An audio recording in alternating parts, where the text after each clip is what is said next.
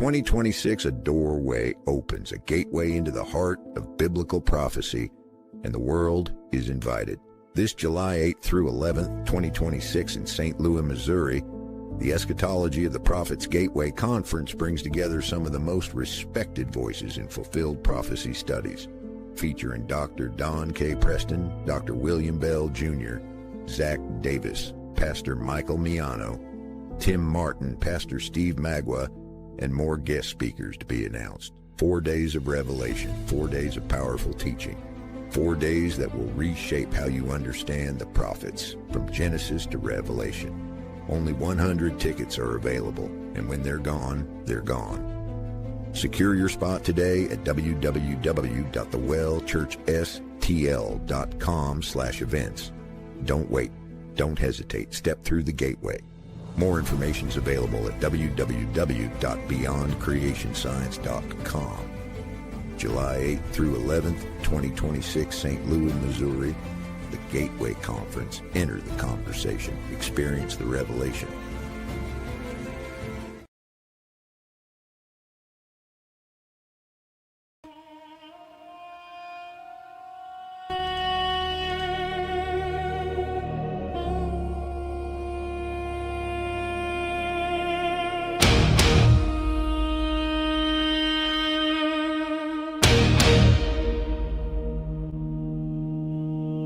They came against the Holy One, voices raised, defying the sun, standing strong in their own might, blinded hearts that chose the fight. Flesh begins to fade away, judgment falls, no place to stay, still they stand, but not for long. Truth has come to crush the wrong. Rotting where they stand, by the sovereign hand, eyes dissolve, tongues decay, nothing left to say, fire in his breath, speaking life and death. Every word he said remains, while rebellion fades.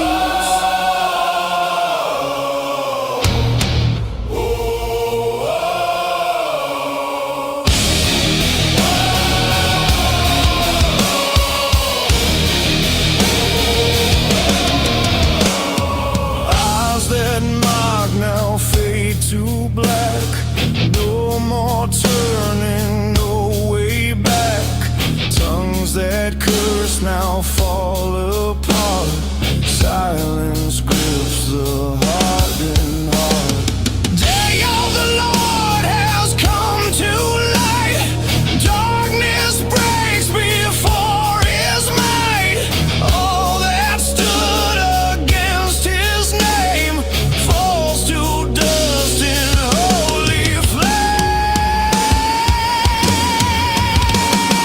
Rotting where they stand, by the sovereign hand, eyes dissolve, tongues decay, nothing left to say, fire in his breath, speaking life and death. Every word he said remains, while rebellion fades.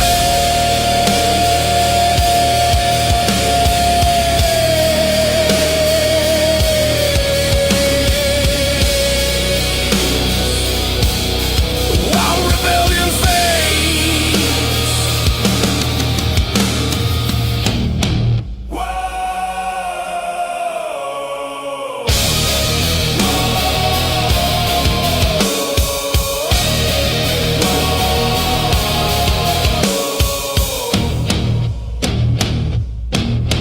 Rotting where they stand, by the sovereign hand, eyes dissolve, tongues decay, nothing left to say, fire in his breath, speaking life and death. Every word he said remains, while rebellion fades. Well, Well. Welcome. Good afternoon. Happy new week to you. Blessings in the name of the Lord. I know it's already Wednesday, but it's still a new week, and I hope that you are blessed. How did you enjoy that new song? It is called Rotting Tongues, Zechariah 14:12. Rotting where they stand. Rotting where they stand. Well, I hope you enjoyed it. I just made that song, Robert Cruikshank, just a few minutes ago using AI. So don't nobody accuse me of being a musician. But nevertheless, I will communicate the message as best as I can. So, Dr. Lois Magua, it is good to see you. Can I have some feedback, guys, on the song? We are going to be looking at rotting tongues. Rotting tongues. What is the deal with Zechariah? What is the deal with Zechariah 14 and verse number 12? Let me open that text up here on my screen. That way we can kind of have an idea of what we are talking about, and then we will get into the exposition, the teaching about Zechariah chapter 14 and verse number 12. Well, here it is. Zechariah 14 and verse number 12 says, very enigmatic text. Zechariah 14:12, and this shall be the plague with which the Lord will strike all the peoples that wage war against Jerusalem. Their flesh will rot while they are standing on their feet. Their eyes will rot in their sockets, and their tongues will rot in their mouths. Yikes! Oh my goodness! I mean, what is this? Some people say, at least I grew up hearing, this verse could never be fulfilled until now. Because in Zechariah's time and throughout all of history, we did not have the weapons, we did not have the capability to produce this kind of effect. But now with nuclear or nuclear weapons, depending on how you like to pronounce it, now we see this in Hiroshima. We see this with the A bomb. Could it be that Zechariah 14 is about to be fulfilled in our time? Well, we are going to be examining that this very afternoon. So here we go. Let me put up a PowerPoint here. I'm going to go a little bit, and then I'm going to play that song again, because I think that song is just fire. There are some things that you hear and it's just fire. But anyway, rotting tongues in mouths. What is the deal with Zechariah 14:12? Now, we already read the text a few minutes ago, and I will read it again, just the text. We are only going to deal with this one verse. We are only going to deal with this one verse in this short teaching. Zechariah 14:12 says, their flesh shall rot while they stand on their feet. Their eyes shall rot in their sockets, and their tongues shall rot in their mouths. Now, it is not a secret. I don't think it is a big reveal when we say that Zechariah chapter 14 is popularly and widely considered to be about the end times, the day of the Lord, the second coming judgment. So when I say that, nobody's going to say, no, that cannot be. I think this is the common standard understanding across all of Christianity, across all the ages, even amongst the people of Israel in the Second Temple period. But the question is, what was Zechariah talking about? How is it that their flesh rots while they stand on their feet? How is it that their eyes rot in their sockets, Dr. Robert Cruikshank, and their tongues shall rot in their mouths? Wow. Now, Robert Cruikshank, who is an expert with Zechariah 14, I would really want to recommend that you look up his teachings on the Burros of Berea podcast site. He says, yet the same people tell us that Jesus could have come at any moment. He could have come at any moment for the last 2,000 years, while saying that this could not have been fulfilled for 2,000 years. When mankind has nuclear capabilities, it doesn't add up. Wow. Oh my goodness. Oh my goodness. So anyway, let us get into this teaching, right? I'm not going to waste your time. I want to teach you why Zechariah said that, what it means, and what you ought to understand about it. So back to our presentation here in Zechariah 14:12. Now, what is going on with Zechariah 14:12? Well, I have 6 things that I want to tell you right off the bat. Number 1, Zechariah 14:12 is using apocalyptic judgment language. He is not making a medical diagnosis. He is not making a medical description of what is happening to people. It's apocalyptic judgment language. That's the first thing. Secondly, this language that Zechariah is using is called is reflecting a covenant curse motif. That is a vivid portrayal of divine judgment that is quite common throughout the Old Testament. The focus of Zechariah is on total, humiliating destruction, especially of the flesh, that is the body, the eyes, that has to do with the perception or the awareness, and the tongue, which has to do with speech, boasting, or rebellion. Moving on along. Now, we do see similar language being used throughout the Old Testament. For instance, Psalm 137 verse 6 says, let my tongue cling to the roof of my mouth. Obviously, the psalmist is not expecting you to read that and take it literally. It is a speech that is supposed to communicate the cessation of lies, the cessation of boasting, the cessation of wicked speech. Ezekiel chapter 3 verse 26, the tongue is made mute as judgment. The tongue is made mute as judgment. Then we have Lamentations 4:4, the tongue cleaving due to distress. This is metaphoric language. This is not supposed to be taken in a literal biological sense. And then we have this passage which I'm actually going to explore here in a minute. James chapter 3. James is going to present to us a very, very vivid imagery of the tongue as a destructive force. The consistent idea is that God judges people through the very organ that they use in rebellion. So go with me to the book of James. I'm gonna put it up here on the screen in a few moments here. James chapter number 3, and I want us to look at what James says about the tongue, because this will help you to understand what the apostles would have understood Zechariah to be talking about. Okay, so let's look at it very quickly. James chapter number 3, taming the tongue. Taming the tongue.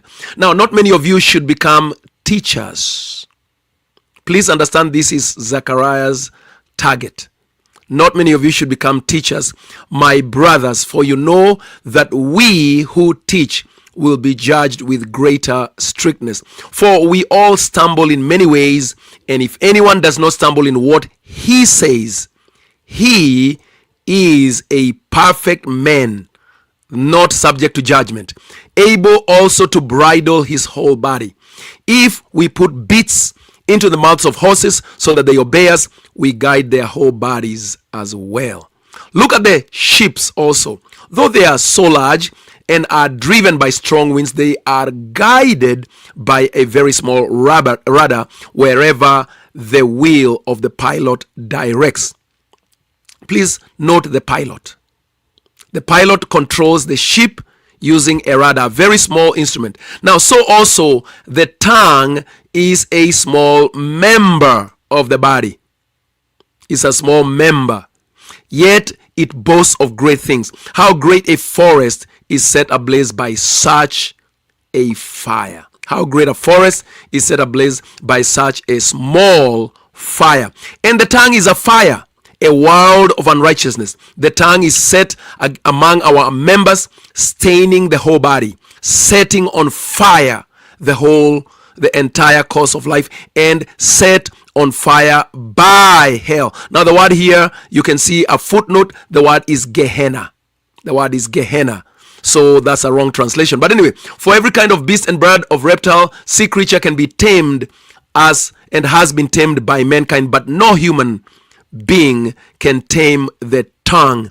It is a restless evil, full of deadly poison. With it we bless our Lord and Father, and with it we curse people who are made in the likeness of God. From the same mouth comes blessing and cursing. My brothers, these things ought not to be so. Does a spring pour forth from the same opening both fresh and salt water? Can a fig tree, my brothers, bear olives, or grave pine produce figs? No. Neither can a salt pond yield fresh water. So there's James's commentary on the tongue. So he says the tongue is an untamable member of the body, and because of the tongue, judgment was coming. I want to remind you, without necessarily going there, of the very, very vivid and extraordinary parable in Luke chapter 16 called the rich man and Lazarus. If you remember that parable, Jesus says there was a rich man and there was also a poor man named Lazarus. The rich man used to eat sumptuously every day. He was dressed in purple and fine linen. He was a priest. He was a high priest. He was receiving sacrifices, food every day, and he just lived the luxurious life. But then there was a poor man at the gate. And I'm just kind of shortening this story. It is a story about the high priest versus the poor people of Israel. The poor person was seated at the gate. He was full of sores, which represents sin, and the dogs were licking his wounds, and he was just begging for the little morsels of food that would drop from the table of the rich man. But of course, he did not get it. So by and by, the poor man Lazarus died, and he was carried away to heaven by angels, and there he was comforted at Abraham's side. And then we see the rich man also dies after that, and now we are shown Jesus concocts this story, this imagery that is supposed to communicate the same type of things that Zechariah is doing. He says that the rich man, being in Hades, being in anguish, being in torment, looked up and he saw Lazarus at the side of his father Abraham. And he begins to cry out, Father Abraham, have mercy on me. Send Lazarus, let him dip his finger in water and cool my tongue. Many people miss that. The rich man is not concerned about any other part of his body. He's not burning his toes, his back is not burning, his body is not burning. He's only concerned about the fire that is upon his tongue. He wants it to be cooled down. And the imagery there and the message that Jesus wants to communicate to the high priest of Israel in his time is that your false teachings, your deceptive teachings, your misleading teachings are going to bring you eternal damnation, eternal suffering. That is a message there. That is a message there. So now when we go back here to our passage, which is which we were looking at in my PowerPoint presentation, I'm going to put it up on the screen once again. We have reached at the point where we said that when the Bible uses the language of tongue clinging to the roof, tongue being muted for judgment, tongue cleaving due to distress, and now we saw James telling us that the tongue is a fire and it will cause a great fire, it will cause the whole forest to burn down. The consistent image is that God judges people through the very organ they used in rebellion. So let's continue now. Now, tongue rotting in the mouth in Zechariah 14:12 equals or is vivid prophetic imagery of divine judgment, especially against arrogant or rebellious speech. It is consistent with the broader A&E cast traditions. Now, A&E stands for Ancient Near East.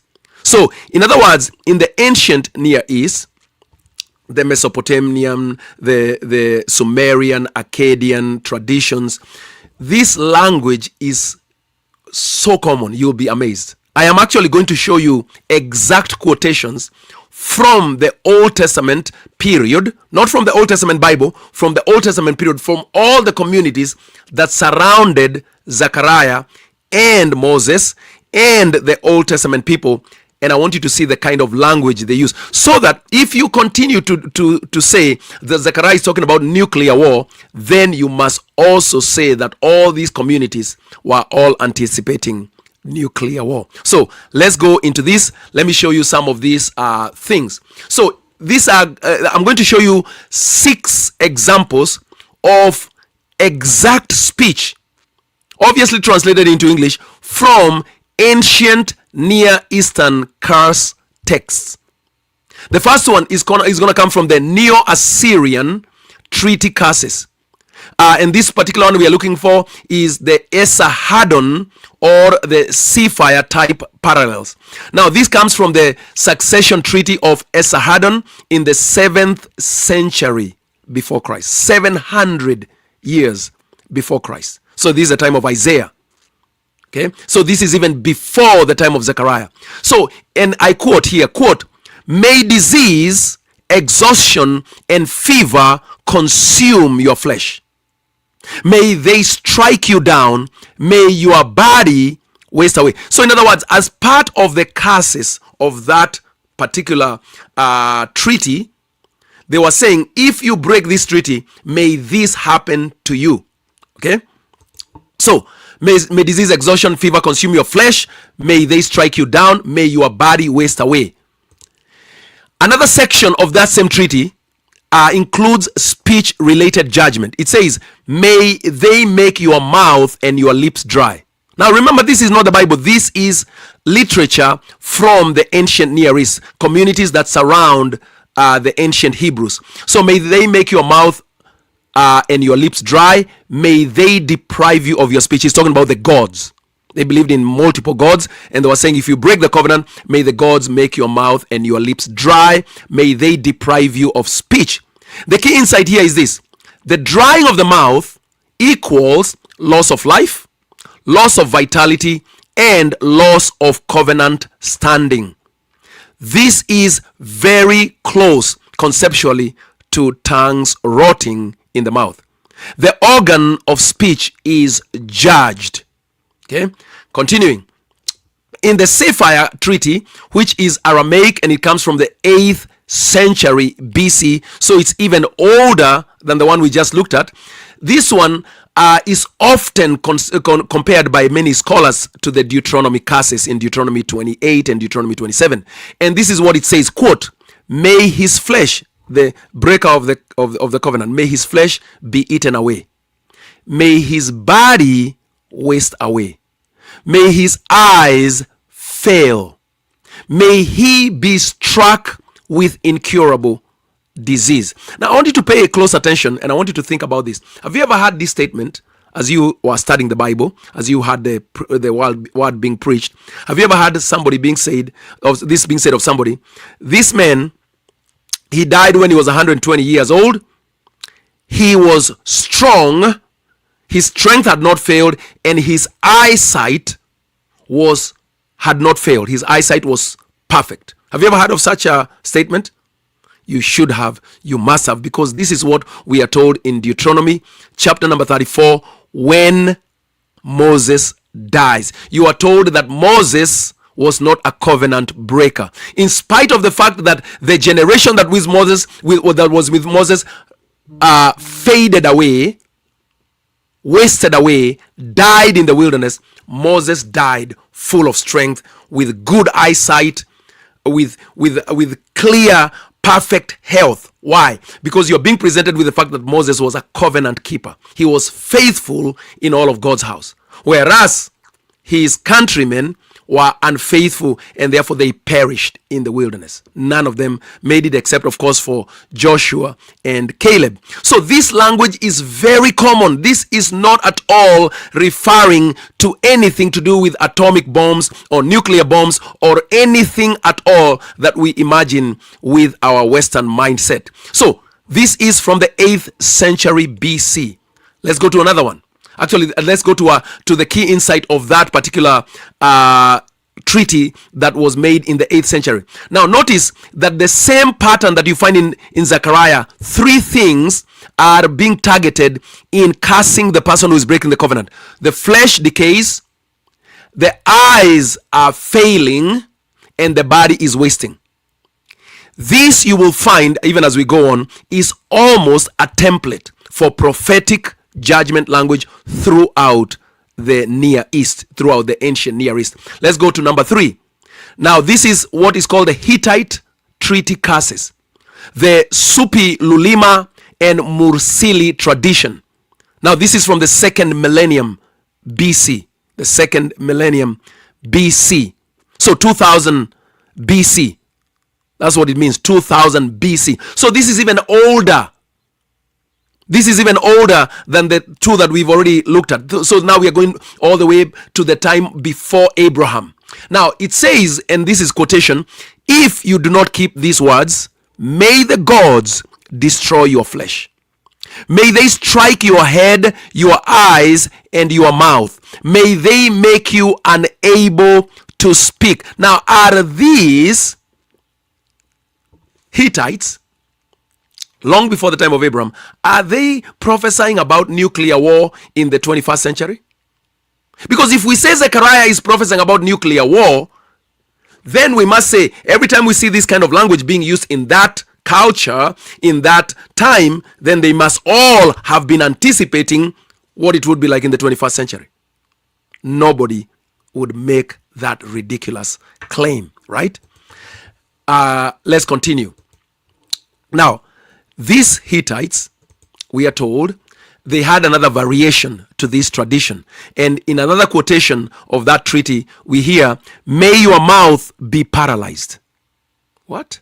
May your mouth be paralyzed. May your tongue be taken away.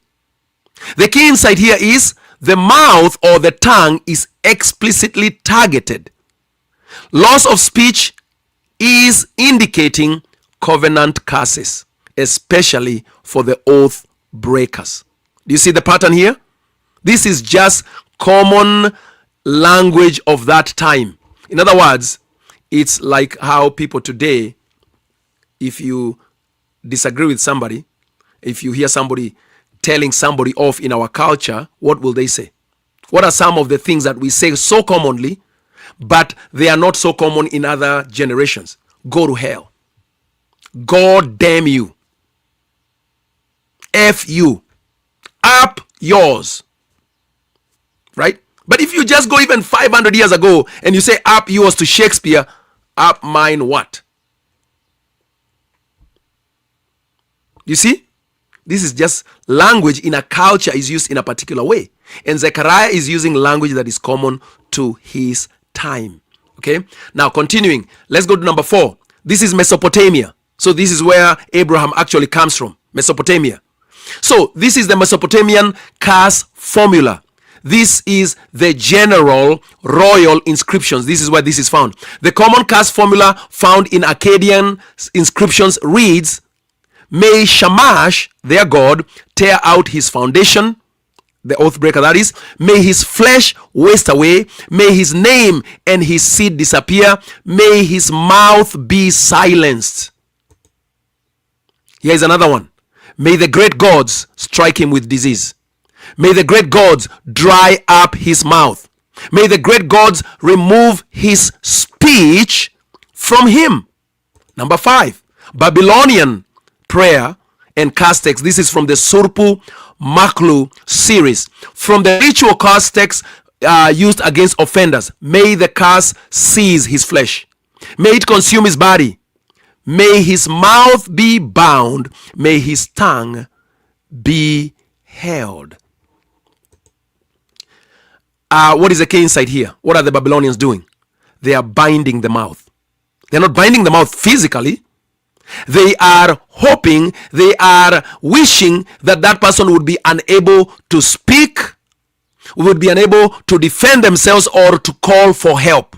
Again, speech is central to this judgment. Let's go to number 6, the Egyptians. Remember, all these are the people who are surrounding the Israelites. Zechariah is writing very late.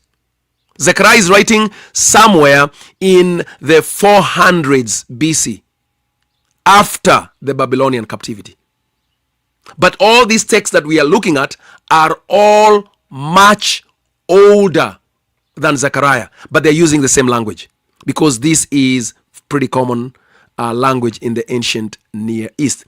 Now, while less explicit about rotting tongues, similar ideas appear in the Egyptian execration text, that is curse language. His mouth is stopped, his speech is cut off, his name is erased. That means he's being silenced. That is removal from existence. That the literal thing is removal from existence. When the person is dead, they have been removed from existence and they have no more honor. They are dishonored. They are cursed. Let's get to our last point here. So what is the connection with Zechariah 14:12? What is the deal with Zechariah 14? Now let's compare with Zechariah. Zechariah says, their flesh shall rot, their eyes shall rot, their tongues shall rot in their mouth. What is he doing?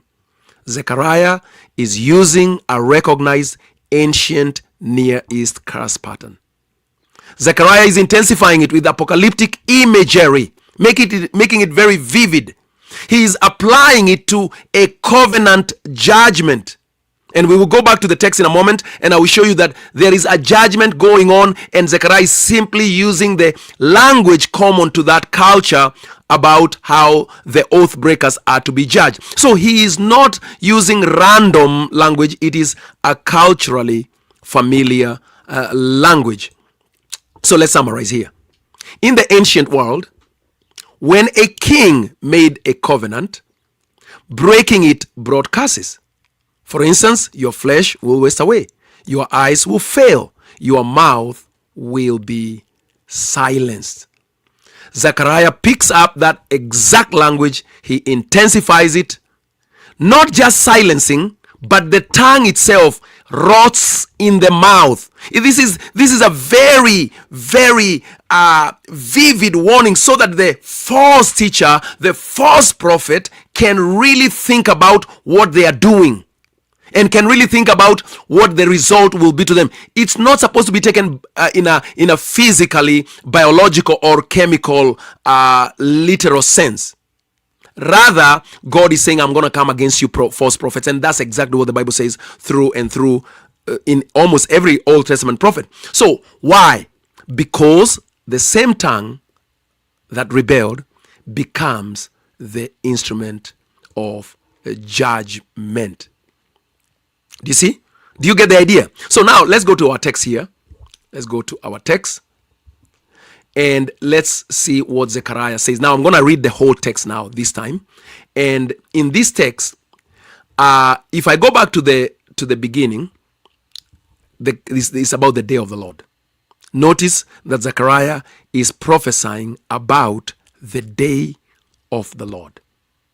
This ought not to be a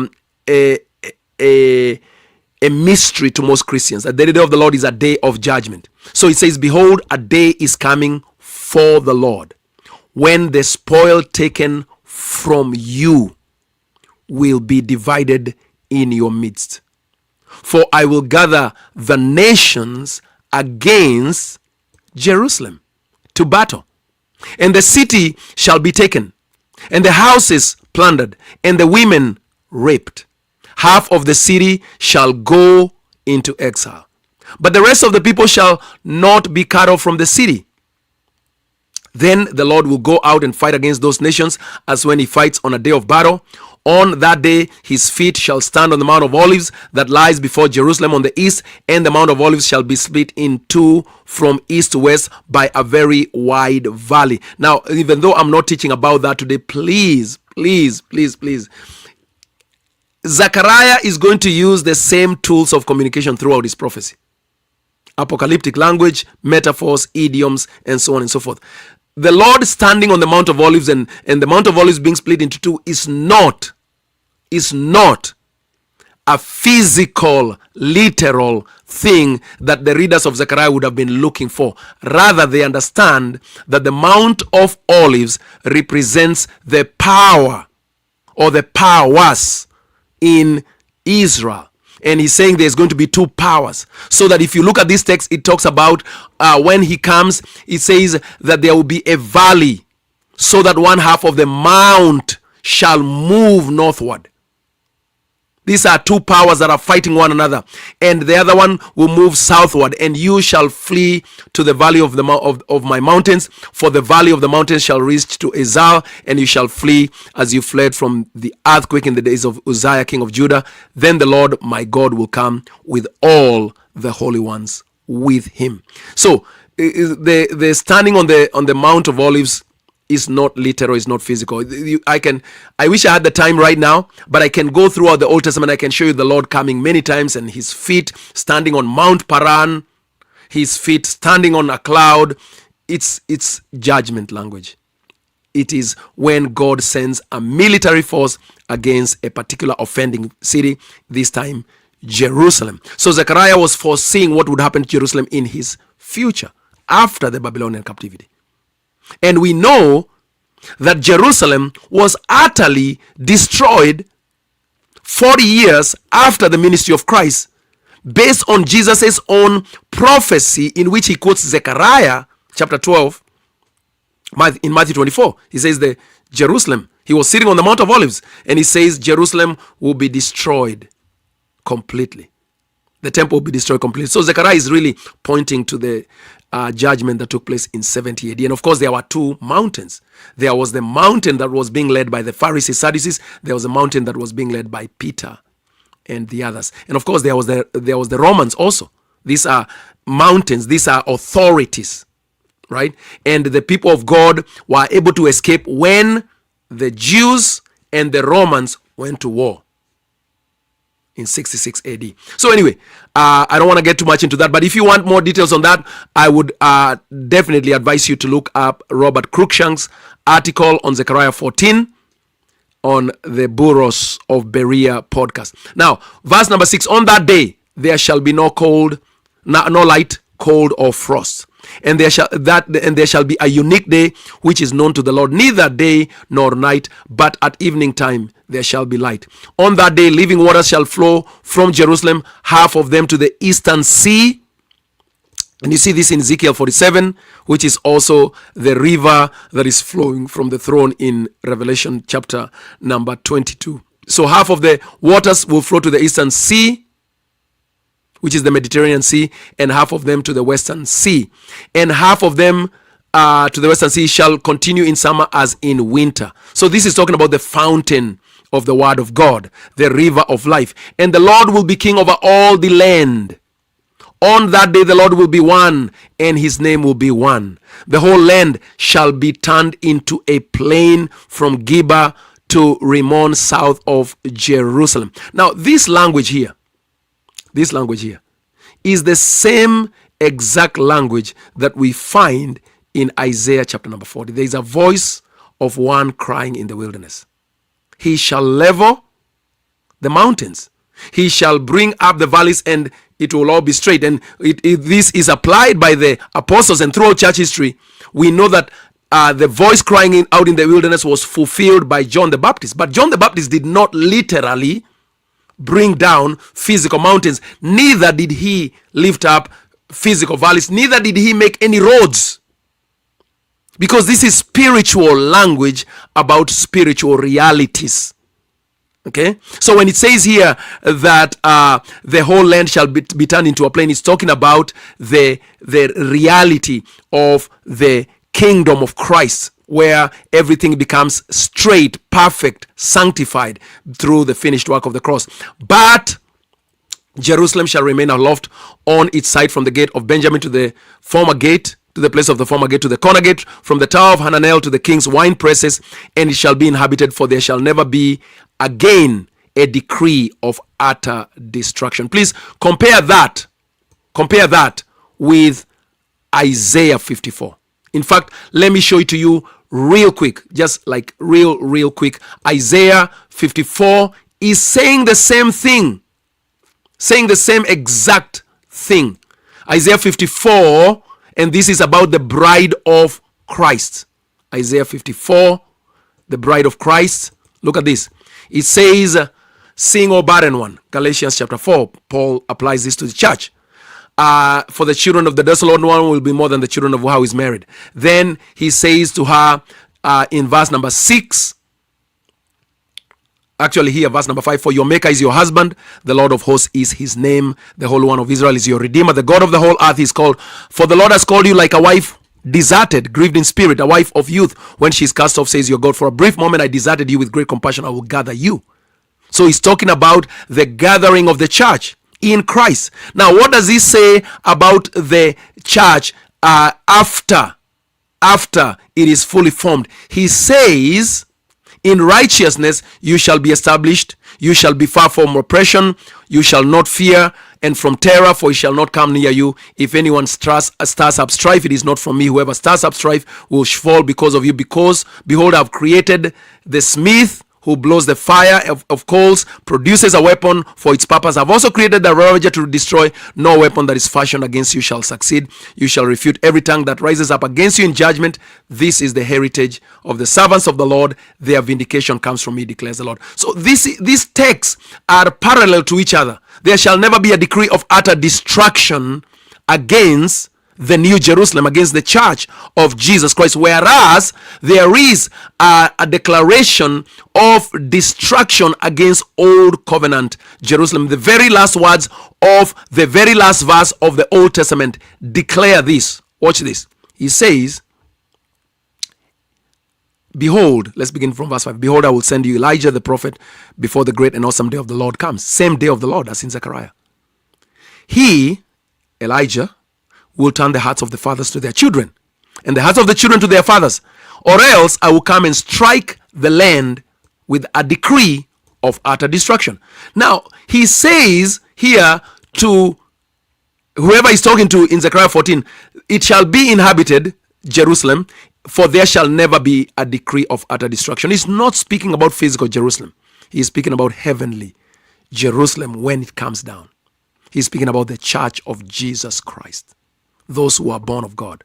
Jerusalem shall dwell in security, and this shall be the plague with which the Lord will strike all the peoples that wage war against Jerusalem. Of course, the people that were waging war against Jerusalem were those that were waging war against Jesus Christ and his 12 apostles before the day of judgment came in 70 AD. That's the Pharisees, that's the Sadducees, that's the high priests, and all the false teachers. He says their flesh will rot while they are still standing on their feet. He is not speaking about biological flesh rotting. He is speaking about this. Go with me to the book of Romans chapter 8. This hopefully will help you to understand what flesh is being addressed here. And Paul uses this language all of the time. Look at this. He says there is no condemnation for those who are in Christ Jesus, right? Now, I'm going to skip over here and go over to verse number 5. For those who live according to the flesh set their minds on the things of the flesh, but those who live according to the Spirit set their minds on the things of the Spirit. For to set the mind on the flesh is death, but to set the minds on the Spirit is life and peace. For the mind that is set on the flesh is hostile to God, for it does not submit to God's law. Indeed, it cannot. Those who are in the flesh cannot please God. Therefore, they will decay. They will rot away. You, however, are not in the flesh, but in the Spirit. Now, is Paul suggesting that the Roman Christians were not physical people? You are not in the flesh?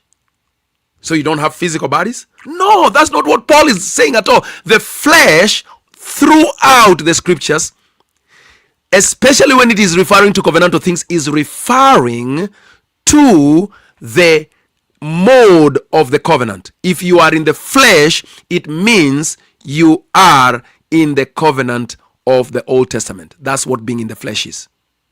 And whoever is in the flesh of the Old Covenant is a sinner, because all in the Old Covenant have sinned. They have fallen short of the glory of God. Therefore, they will perish. But whoever is in the Spirit cannot perish. Again, it has nothing to do with biology or chemistry. This language of decay is going to be used later on in that same chapter by Paul when he says, let's begin here at verse 18. For I consider that the sufferings of this present time are not worth comparing with the glory that is to be revealed to us. For the creation waits with eager longing. The creature, the ktisis, the new creation, that is, waits with eager longing for the revealing of the sons of God. That's the children of God. For the creation was subjected to futility, not willingly, but because of him who subjected it, in hope that the creation itself will be set free from bondage to corruption. If you look at this verse in, let's say, King James or New King James, it will talk about decay. Bondage to corruption. Let me just take you directly to King James, I think it is. No, King James doesn't use that. Who uses decay? Somebody else uses decay. I can't remember who uses decay. But anyway, Paul does use this language of decay, corruption. For we know the whole creation has been groaning in the pains of childbirth. Not only the creation, but we ourselves who have the first fruits of the Spirit, as we groan inwardly, as we wait eagerly for the adoption of sons, the redemption of bodies. So this decay was not a decay of physical bodies or of physical things. It was the decay of the old covenant order. The decay of the old covenant order. It is the wearing out that the writer of Hebrews talks about. Let me see if I can pull up that text in Hebrews to show you what I'm talking about. So if you go to Hebrews chapter number 1 and verse number 8 to 10, this is what the text says. Hebrews chapter 1 verse number 8 says, but of the Son he says, your throne, O God, is forever and ever. The scepter of righteousness is the scepter of your kingdom. You have loved righteousness and hated wickedness. Therefore God, your God, has anointed you with the oil of gladness beyond your companions. Now watch. And you, Lord, laid the foundation of the earth in the beginning, and the heavens are the work of your hands. They will perish, they will decay, but you will remain. They will wear out like a garment. This is what is being spoken about here. The wasting away, the obsolescence, the passing away of the old covenant order is what is being addressed here. Their flesh will rot away while they're still standing on their feet. Their eyes, how they used to perceive, that will go away altogether. It will rot. That way of seeing things. That's why Paul says we shall see him. We shall know him when he comes. John actually says we shall see him as he is. We shall see perfectly, Paul says in 1 Corinthians 13. And their tongues, their lying tongues, will rot away in their mouths. Their rotting tongues will rot away in their mouths. There is none who does right, Paul will say. That's in Romans, once again, I believe it's in chapter number 3. At the beginning, right? Romans chapter number 3, he says about these tongues. Let me see if I can. Here it is. No one is righteous. What then? Are we Jews any better off? Not at all, for we have already charged that all, both Jews and Greeks, are on our sin. For it is written, none is righteous, no, not one. No one understands. No one seeks God. All have turned aside. Together they have become worthless. No one does good, not even one. Now watch verse number 13. Their throat is an open grave. They use their tongues to deceive. The venom of asps is under their lips. Their mouth is full of curses and bitterness. Their feet are swift to shed blood. In their paths are ruin and misery, and the way of peace they have not known. There is no peace of God before their eyes. So these are the people that now Zechariah sees being judged by God in Zechariah chapter number 14 and verse number 12. So, if you have any questions, if you're understanding this, please indicate it in the comment section, because I am now winding up. The angel of the Lord, no, actually, this is the wrong chapter here. Let me see if I can find it. Zechariah chapter number 14. I didn't open the right one. So Zechariah chapter 14 verse number 12. This is what is happening here. Verse number 12. And this shall be the plague. Notice it's the plague with which the Lord will strike all the peoples that wage war against Jerusalem. The Jerusalem that is being waged against here is not the physical Jerusalem. It's the spiritual Jerusalem, the Jerusalem above. Paul does speak about that conflict between the Jerusalem in Galatians chapter number 4. It's important that you see it. I'm giving time for anyone who has a question before I bring this to an end. In Galatians chapter number 4, look at the conflict. Paul says the conflict that was happening against Jerusalem here. Verse number 21. Tell me, you who desire to be under the law, do you not listen to the law? You who desire to be in the flesh. Under the law is under the flesh. For it is written, Abraham had two sons, one by a slave woman, one by a free woman. But the son of the slave woman was born according to the flesh, according to the law. While the son of the free woman was born according to the promise, according to the Spirit. Now this may be interpreted allegorically. These two women are two covenants. One is from Mount Sinai, bearing children for slavery. She is Hagar. Now Hagar is Mount Sinai in Arabia. She corresponds to the present Jerusalem, for she is in slavery with her children. But the Jerusalem above is free, and she is our mother. For it is written, rejoice, O barren one who does not bear. Break forth and cry aloud, you who are not in labor, for the children of the desolate one will be more than those of the one who has a husband. Verse 28, now you brothers, like Isaac, are children of promise. But just as at that time, he who was born according to the flesh, their flesh will rot away. He was born according to the flesh, persecuted him who was born according to the Spirit. So the Jerusalems are at war. The Jerusalem above is experiencing persecution from the Jerusalem below. But what does the scripture say? Verse number 30, cast out the slave woman and her son, for the son of the slave woman shall not inherit with the son of the free woman. So brothers, we are not the children of the slave, but of the free woman. So Zechariah is an apocalyptic text. Zechariah is using vivid apocalyptic imagery to describe the judgment of the apostates, the oath breakers, the covenant breakers at the time of the day of the Lord before the old covenant ended. And the old covenant ended in 70 AD for sure. There is no more old covenant today. Therefore, it has nothing to do with nuclear weapons. Now, I have a question that I see here from my friend all the way from Australia.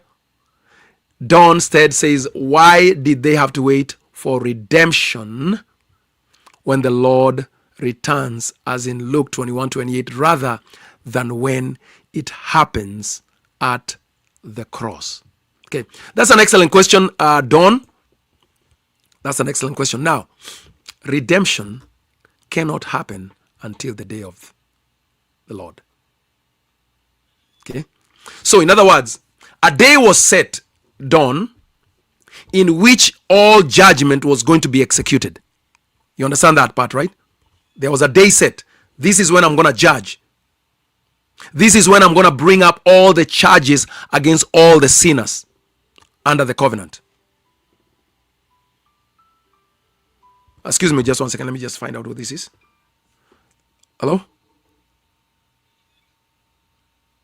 Hello? Yes. Can you speak quickly, please? I'm busy. Okay, they're not speaking. I don't know who that is. So anyway, so judgment was set on a particular day. Jesus paid the ticket before the day of the case. I've given this example many times. when you get a traffic ticket done, when you get charged with a crime done, and that crime is payable, you can pay a fine ahead of time. When you pay the fine, that's not when you'll get released from the debt. The fine is your evidence that the debt is paid, but you are not officially released from the debt until the day that the judge sits on his throne and is presented with the evidence that your crime has already been taken care of. So in other words, even though most people don't realize it, when you get a traffic ticket, because the traffic ticket is usually the best example that I can give, people go and pay the traffic ticket at the courthouse or online. What they don't realize is that on the day that the case is mentioned, which is later, the case will still be mentioned even if you already paid for it. Then the prosecutor or one of the officials of the court will say, Your Honor, this ticket was paid for 2 months ago. They admitted guilt and they paid for it. Then the judge rules that the case is settled. Notice the case was not settled when you paid it. Rather, the price, the sentence was carried out upon the payer when he paid it. But the judge has to declare the legal sentence on the case. So therefore, in Israel, in the Old Testament law, there was a day every year when all sin was dealt with. So that if you had sinned in March, in April, you could present goats and cows and bulls on an ongoing basis. But it is the Day of Atonement later on in the year, the Day of Atonement, Yom Kippur, when all the sins were now then brought to bear once a year. Of course, even with that, they were not like taken away only outwardly. But this was a picture that there was a day of judgment. So that those people who believed in Christ, they were believing. You see, they were believing that Christ has paid the price and that God has accepted the sacrifice, and therefore that on the day of judgment, God will consider them to be innocent and exonerated on the day of judgment. The cross did not take away the day of judgment. The cross ran ahead of the day of judgment in order to provide a way of escape for those who wanted to escape. So the day of redemption is not the cross. The cross is the price of redemption. The cross is the cost of redemption. The cross is the payment for redemption. But that's not the day of redemption. Because the day of redemption is when the case is brought officially, legally, before the judge. And then now the advocate can come and say, I have the receipt here, Your Honor. This case was paid for ahead of time. Does that make sense, Don? I hope it does. So the redemption was not yet consummated until the Day of Atonement. So a good text to kind of look at so as to understand this is Isaiah 27. Isaiah 27 gives this idea. Isaiah 27. And Don, I need you to indicate whether this has made sense. So you notice here the redemption of Israel. This is the topic, the redemption of Israel. In that day, the Lord with his great and hard and strong sword will punish Leviathan, the fleeing serpent, Leviathan, the twisting serpent. He will slay the dragon that is in the sea. Yes, Thank you, Megs Overcomer. The cross was the means to redemption, so that on the day of redemption, then the evidence will be given. So in that day, pleasant vineyard, sing of it, I the Lord am his keeper, and so on and so forth. So when you come here to verse number 9, he says, therefore, by this the guilt of Jacob will be atoned for. And this will be the full fruit of the removal of his sin, when he makes all the stones of the altars like chalk stones crushed to pieces. No Asherim or incense altars will remain standing. The fortified city will be solitary, a habitation deserted and forsaken. Like the wilderness, there the calf graves, there it lies down and strips its branches. So, therefore, the day of redemption was the day of atonement. So you are so futurists aren't redeemed yet in their own eyes. No. The futurists believe in a doctrine called already but not yet. So they will not say no. They will say, yes, we are redeemed, but it's not yet finished.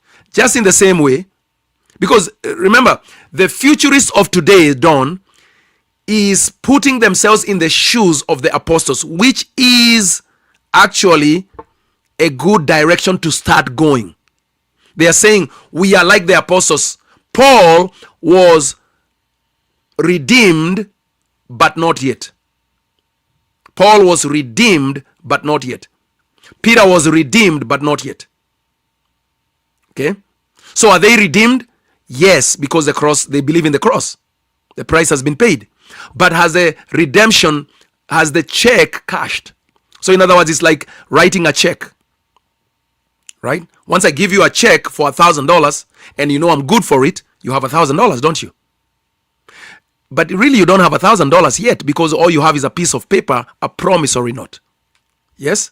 You will not have $1,000 until you go to the bank and you give them the note and they give you legal tender for $1,000.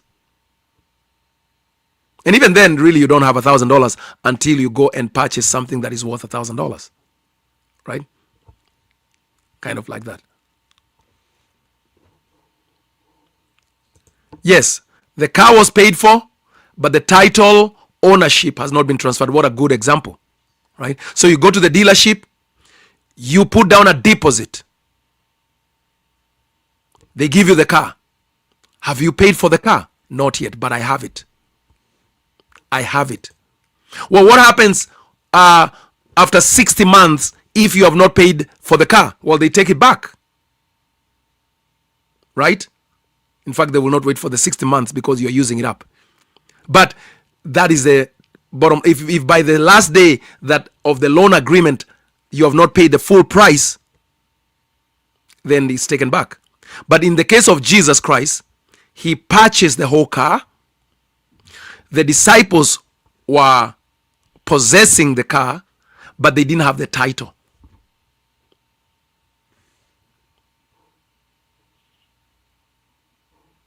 I mean, we used to be like them, Megs, right? We used to say we are redeemed, but not quite yet, not fully. So we are waiting for the redemption, but we are looking back to the redemption of Christ. All right, so guys, because I don't want this to spill into other issues, I want whoever wants to come and understand rotting tongues to understand rotting tongues. I want to bring it to a close here. I can always come back for a discussion, just a general discussion of many things. But I will read this one last statement by Megs Overcomer. It says, on Sunday, I had a preacher say in a full packed church that Jesus is yet to come out of the Holy of Holies. And that's good theology, right? That's good theology, because it means that that person is acknowledging that Jesus went into the Holy of Holies when he ascended to perform the ritual of atonement. And it's just that their timing is just a little bit wrong, Megs. But that's very good theology. So I would not really be worried about them too much. I would be praying for them that now they would understand all the other scriptures that tell you when he was to come out. Because if he has not yet come out, then it means the Old Testament is still going on. So, can I play you guys the song again? Rotting Tongues, as we come to an end of our discussion here. I want to play it again.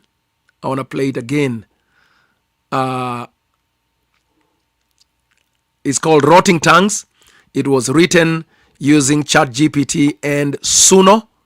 It is in the hard rock metal era. You might like this one. So I tried. I mean, I do like this kind of music myself. So I'm pretty. I like different genres of music. So anyway, here it is. Enjoy, and I will see you the next time. When the song is over, I will just end this session.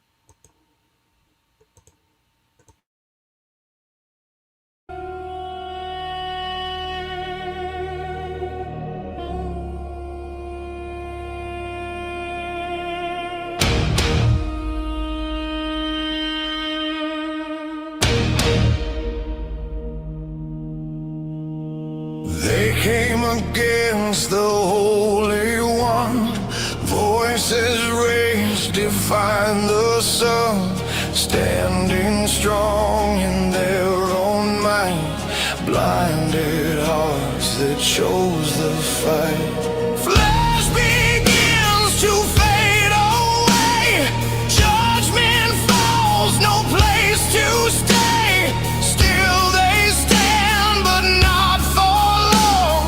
Truth has come to crush the wrong. Rotting where they stand, by the sovereign hand, eyes dissolve, tongues decay, nothing left to say. Fire in his breath, speaking life and death. Every word he said remains, while rebellion fades.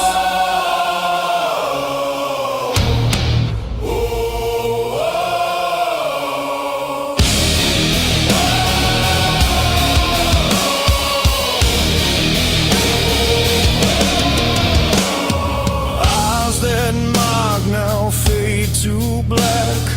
No more turning, no way back. Tongues that curse now fall apart. Silence grips the hardened heart. Day of the Lord has come to light. Darkness breaks before his might.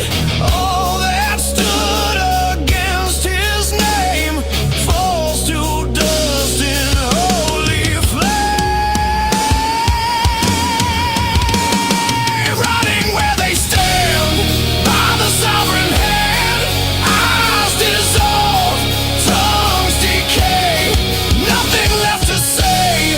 Fire in his breath, speaking life and death. Every word he said remains, while rebellion